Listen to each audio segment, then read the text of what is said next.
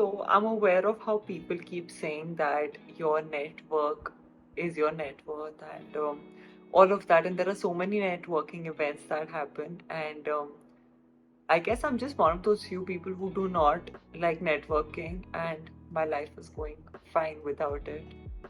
So is my net worth without a network.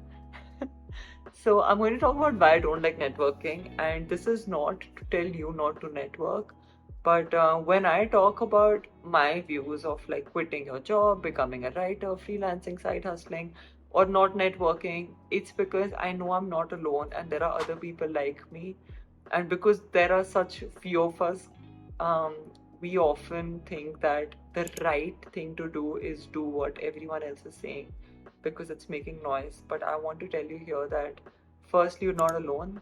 Secondly, the right thing to do, there's no right thing to do. Right is subjective to interpretation, and what works for somebody else may not work for you, and that's fine. I just think it's high time we understand that the beauty of being humans is that we're all unique. So obviously networking has a lot of benefits. So one of my friends, he has an AC business and he's a part of this thing called BNI, and he's done really well because of BNI. He gets a lot of work because the thing about BNI is, and by the way, this is not sponsored. I'm not a part of BNI, even though I could be. So there's only one expert in their field. So if he's the AC guy, he's the only one in that field. So what happens is, because there are a few hundred more people, when they think of, okay, how to install ACs, or I'm opening an office space, or there's an architect who's doing a commercial project and they need air conditioners, they reach out to this guy. And in that process, he makes a lot of money. Me, on the other hand, I was talking to one of my friends, now I can call him my friend, Sampark Sachdeva, and he's also, I've been following him on LinkedIn for a really long time, but he always just had so many followers that I thought, why would he talk to me? And we were both in LinkedIn Creator Accelerator program last year, and we finally spoke a few days ago, 2 days ago, and I told him that, how was your experience with LeagueApp, which is the LinkedIn program and all of that. And he said, Niharikaa, you didn't make much noise. Like, there's a WhatsApp group. You're not in that WhatsApp group. You're not in any of the groups. You didn't make noise. And I just said, because I just didn't feel the need to. And I told him very honestly, when I look at content online, I don't like most of the content that I see, but then the 10% that I love, I go all into that. So there are hardcore writer, blogger, YouTubers that I love, and I will go left, right, and center around their content and learn about more content creators from them because I really like their content and I gain value from it. And I'm very possessive of time. If my time is so limited and if I'm not getting anything out of it, then why would I waste my time? Yeah, he started smiling, and I told him, truly, I don't like most content I see online. So even with Leakup, we 200 people. It's if somebody says that they love content by all 200 people, they are lying. You cannot love all 200, and they're all different types of content. So let's say there are 20 different genres. You can't be fully interested in 20 different genres. The next thing is digital minimalism. Like, I have a very digitally minimalistic life, and the last thing I want to do is be a part of any WhatsApp group. It's not LeagueApp that I'm targeting at. In fact, LeagueApp will probably be one of the better ones. But these random WhatsApp group or Telegram group invites you get to network. And I've done that, guys. I was once in a Slack group with a few thousand people, I think 3,400 and something. And there were no personal relationships. It was just, this is my product, this is my brand, this is my product, this is my brand. And it's not fun. Everyone is just selling.